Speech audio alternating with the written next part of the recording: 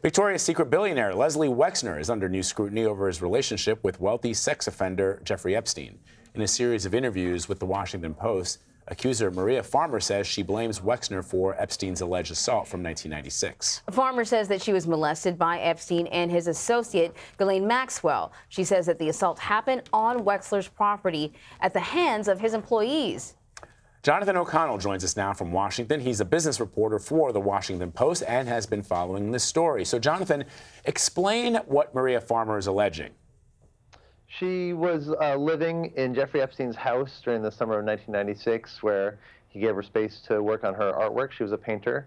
And this is a house that's on this enormous estate owned and built by Leslie Wexner, who is the founder of the company that owns The Limited, Victoria's Secret, and other large clothing brands. And she says that during that entire summer, she was under very close scrutiny, that there was high security around her. Her movements were limited quite closely by the family and their security. And she says she holds Mr. Wexner accountable for the situation she was in. And so what's that situation? She says she was sexually assaulted by whom? By Jeffrey Epstein and Miss Maxwell.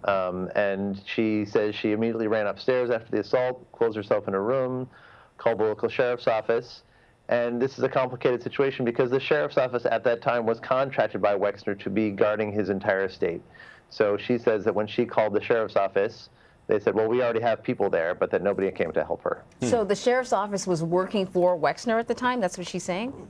Yeah, well, the sheriff's office confirmed that they were contracted, which is not, this part of it is not unusual to have a private, business or business person use the, contract out the local sheriff's office to guard their property. The problem is that, she says she did not see any response from law enforcement, and her dad ended up having to come and rescue her. Wow. So just describe for our viewers this relationship between Wexner and Epstein. Incredibly unusual. Mr. Wexner is one of America's really great businessmen. He's the wealthiest man in Ohio. He founded this company with $5,000 loan from his, or $5,000 from his aunt, and built it into a $5 billion, just enormous success story. And he's been a very private and private person, and but an enormous philanthropist.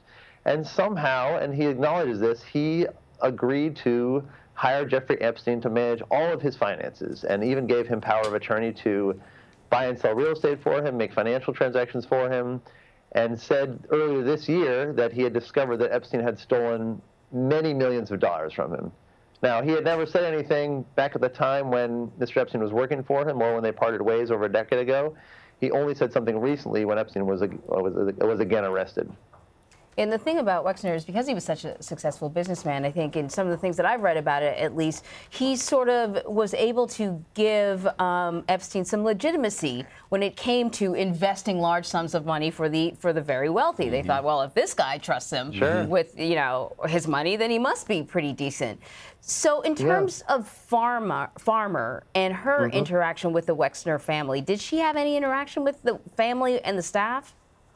She says she never met Leslie Wexner or Abigail Wexner, his wife, but that Abigail that she had to have Abigail's permission, either by phone or through security, to do anything, to go outside running, to go to the store, to go, to leave the property in any way, and that, when she said she was assaulted, that was part of the reason that she did not get help, was because of the security situation there and the Wexners being, having kind of just control over the whole property there.